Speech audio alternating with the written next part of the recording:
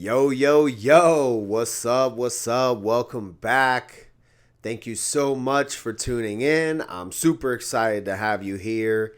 The inspiration came hella easy this week. So much drama going on. So much easy to pull from in my personal life that I can relate back to you guys on how we can grow together. And I'm also in a really good mood because I got some good news today. And I feel like in my line of work, you get a lot more bad news than you get good news. So you really hang on to those good ones. So I got some good news today. And I feel like it's because, I've been wrestling for 5 years now. And I've worked for every company: WWE, AEW, NWA, TNA. I haven't worked for MLW. And of course, there's a bunch of independent promotions. But I've worked for a lot of companies and I've gotten to know a lot of people, right? So I've spoken to different people about opportunities and how I can get to the next level and what they have to offer. And I feel like who I've currently been talking to has been the most professional, not even on a wrestling level, but on a human level. And I feel like you don't get that from wrestling. That's kind of why I've been drawn towards the way that I'm going lately, because of things that I've seen and conversations that we've had have really inspired me to want to be a part of what they're trying to do and see if I can benefit that in any way. Which, if wrestling's involved, I can help. I can always help. I'm certified, right? Wouldn't you want to be certified? People always ask, wrestling fans ask the most, what am I certified in? I always say it's the dumbest question. I'm obviously certified in professional wrestling, right? But that's not why we're here. I think we're going to title this episode this week, Before It Breaks You, Get Out While You Still Can. And this episode, the theme is going to go with getting out of situations before it's too late. And, don't getting stuck in things, having respect for yourself and being able to get out of a situation that's going to harm you mentally, physically, or whatever it may be. The reason why I wanted to kind of talk about this today is, I feel, before we really get into it, I'm kind of missing my watch. I feel like I should put my watch on. I feel kind of naked without it. Hang on a second.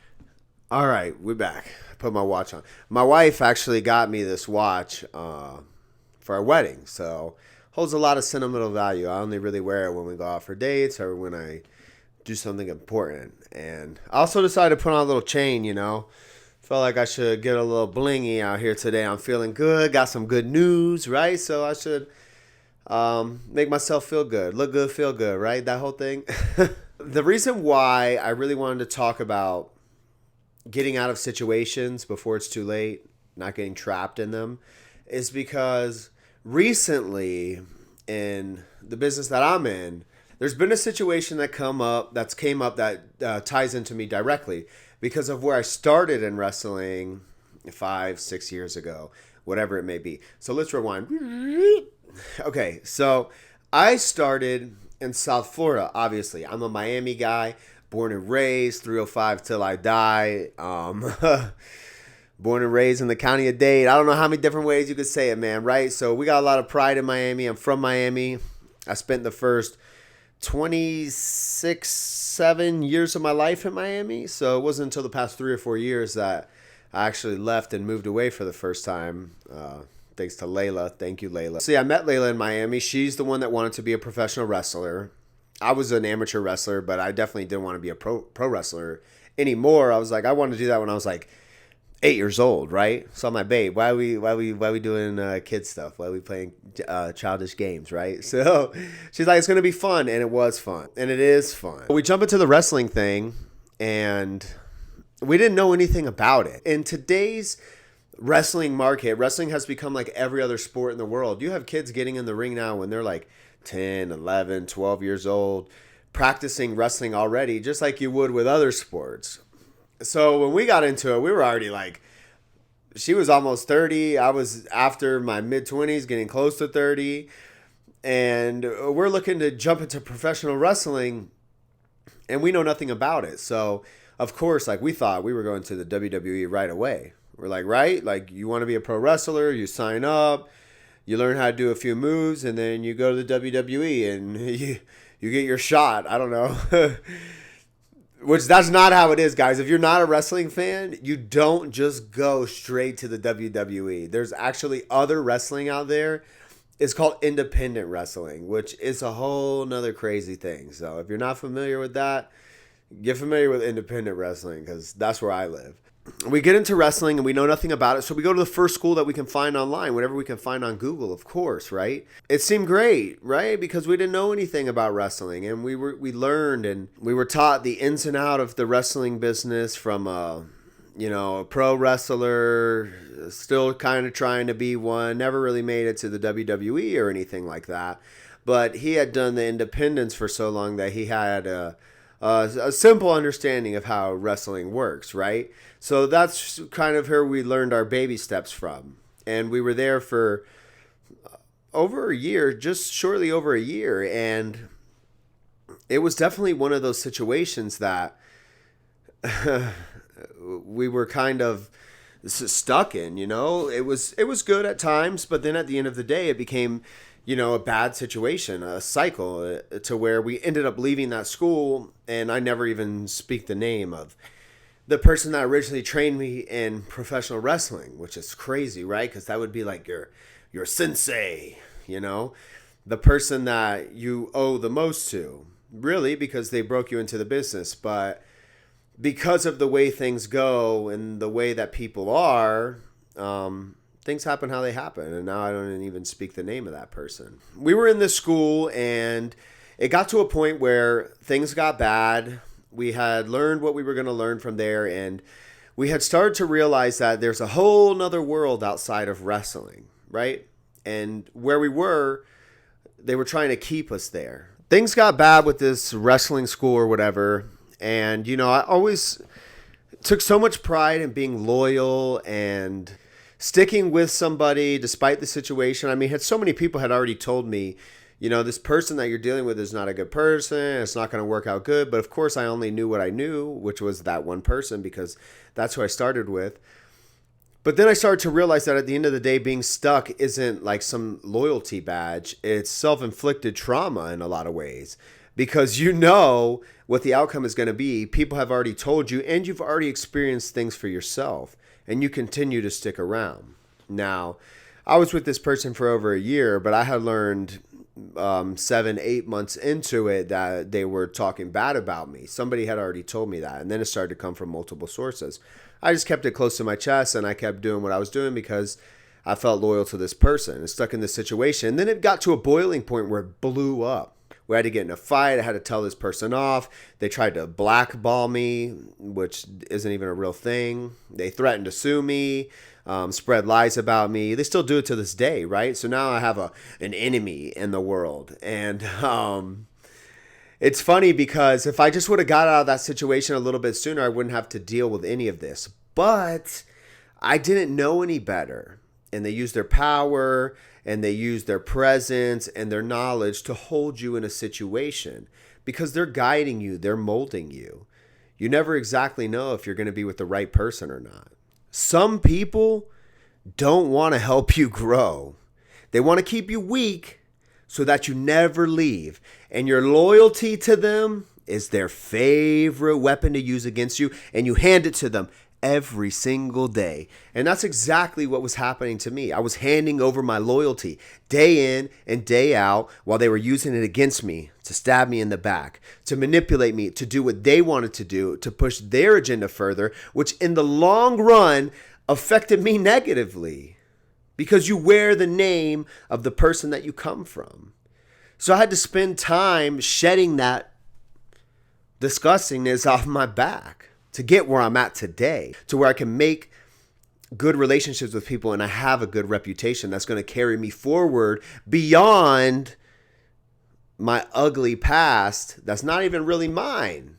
It's just the person that trained me. So now you wear it like a dirty shadow. So I did everything I could to get out of that. I went and found better people that would push me in a better direction. And one of the things that I had learned most from that situation is getting out before it's too late. Before it breaks you, you got to get out. And I've had to do it again and again and again. Because at the end of the day, it's going to be about my success and about pushing myself forward, not somebody else's. I think it's funny that I still don't know how to hold the microphone, even though I'm a professional wrestler, but these are different. This is like a broadcasting mic, and I'm probably not even supposed to hold this. It's supposed to be like on a table or on a thing, but I don't know. I just like the feel of holding a microphone. I feel like I'm used to it from wrestling. But it's got all these knobs on both sides. I should ask Layla because she was in broadcasting. She went to school. She has a bachelor's degree. So she actually did broadcasting. She was on a radio show.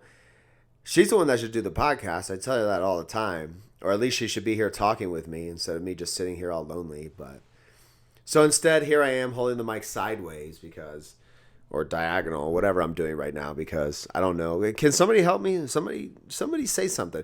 Tell me how to hold the mic. Back to what we were talking about. I think that we don't realize that we can be in a toxic situation until it's already breaking us. You know, I look at my relationship with my first trainer.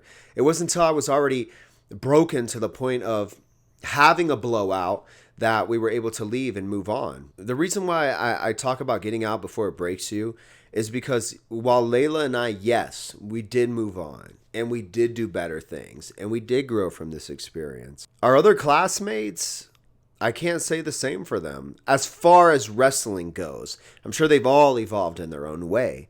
But the dream of professional wrestling, it died in that building with that trainer.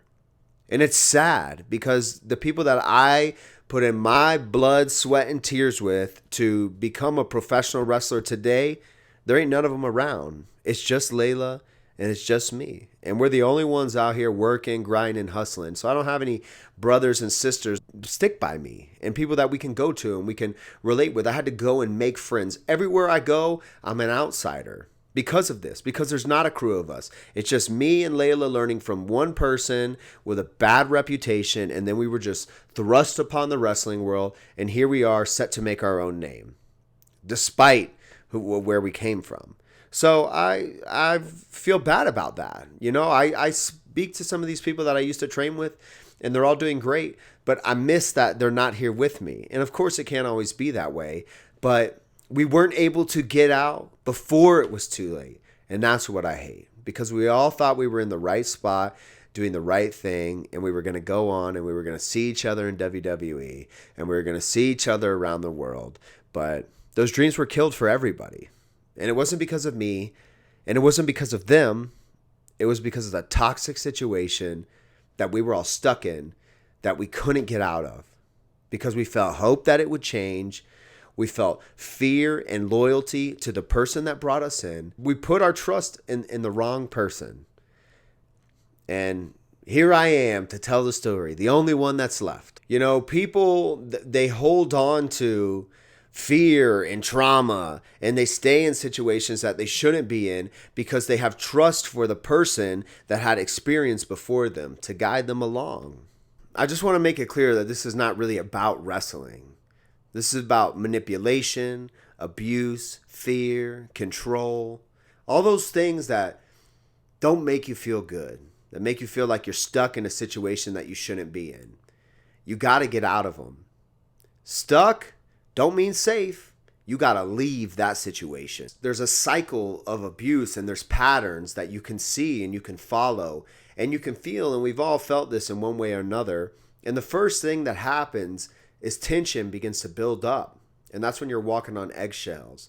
And you feel like no matter what you might say could cause an incident, an explosion, yelling, physical violence, whatever it might be. So you're tiptoeing around, you're walking on eggshells, you're trying to do things and say things to please somebody, whether it be your partner, your boss, and then out of nowhere, here comes the incident. And this is the second phase. It's going to result in physical abuse, emotional, sexual. There's so many different ways that somebody can abuse you at the end of the day. And then it's going to lead right into the honeymoon phase where they apologize and the abuser is going to tell you that they're sorry and they're going to try to make it right. And they're going to try to give you things and make you feel good about what happened and promise that they will never do it again, knowing deep down inside that they can never change. And then out of nowhere, things start to fade away. You fall back into a routine. It gets calm. And then you begin to feel guilt, maybe even as the victim. Or you start to feel grateful for what happened. Or you start to doubt. You were like, man, maybe he's right. Maybe she's right. Maybe I did deserve this. Maybe they did behave in a way that they should. But no, that's not correct. And then slowly from there, the tension, it starts to build back up until you have your next incident. And that's the cycle, and that continues to repeat itself as long as you stay in it. So you have to get out of these situations. Once you realize that this tension is building up and an incident's going to happen and there's no boiling over point, you got to seek out help. You got to find somebody who can help you, someone you can talk to. Or you got to let that person know that you're at the breaking point and they might be at a breaking point. And is there a way that we can resolve this and come back to a term where we're on equal ground? We tend to stay in these abusive relationships longer than we could. And it's not because we're weak. It's because we end up conditioned to the abuse. You have hope that it's going to change. You feel loyal to that person. Fear of the unknown. If somebody's providing something for you, whether it's money, security, safety, knowledge, you feel like if you leave that situation, you're not going to have that anymore. And how are you going to handle, how are you going to manage without those things? So they keep you in that situation longer than what you need to be, to the point that where it happens over and over again, and then you begin to normalize the dysfunction. You tell yourself, okay, this isn't that bad. They didn't actually hit me.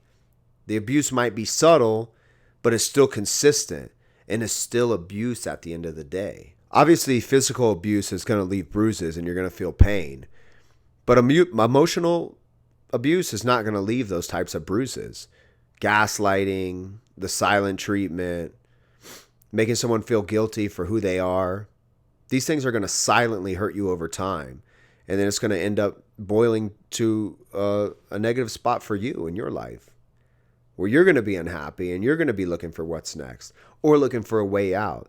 And maybe it's the wrong way. If you're in a situation like this, be aware of the love bombing, because that's an important way that an abuser can keep a victim in the situation. They love bomb you. They tell you how much they love you after an incident, that they'll never do it again. They'll buy you something nice.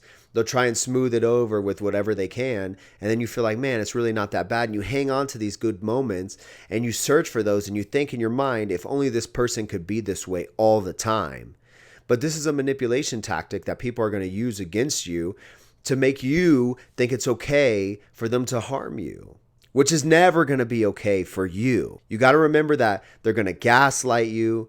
They're going to tell you that you're doing things that you're not. They're going to take the reality and they're going to bend it against you. And you're going to think that you're crazy. I think we should look at some different ways to tell if you're stuck in a situation, even if on the outside it doesn't necessarily seem toxic. If you're in isolation, if they've cut off your friends and your family, coworkers, people who are close to you, it could be a sign that they're starting to take control of your life. And obviously control and power is exactly how you end up in an abusive relationship. They have to get control over you. They have to get power over you. They have to strip away the things that make you an individual and make you dependent on them. And once you're in that situation, then it's going to be very difficult for you to get out, even when you're having these feelings like, I don't know if this is right for me. So be careful to watch these signs. If you're isolated, you can't connect with your friends in the way that you would like to. And if you feel like that is you, it's important to get out of that situation because it's sucking your soul. And you have to get out of that situation before it changes who you are. We're going to go through different moments in our life that's going to change who we are and who we're going to become. Those negative ones, they affect us more than any other situation I could possibly imagine. I think about all of the negative things that have happened to me and the disappointments. And it's definitely made me a different person. I have grown from these situations. I've become wiser. But they still remain with me, and they do influence some of the negative traits that I have or negative things that I might do. It's because of trauma that I've experienced earlier in life, and I hold on to it, or heartbreak, disappointment, and I use that as a weapon against others. So you have to work on these things, and it's important to get out of the bad situations before becomes too late. People that are abusers, they don't just ruin your life. They reprogram you to ruin the lives of the others around you too. So then you become that. You become a part of the cycle where then the tension builds up for you. You snap on somebody, you apologize, say you would never do it again. This is what happened to me before. They feel bad. And then you reset and the tension builds and there's the explosion.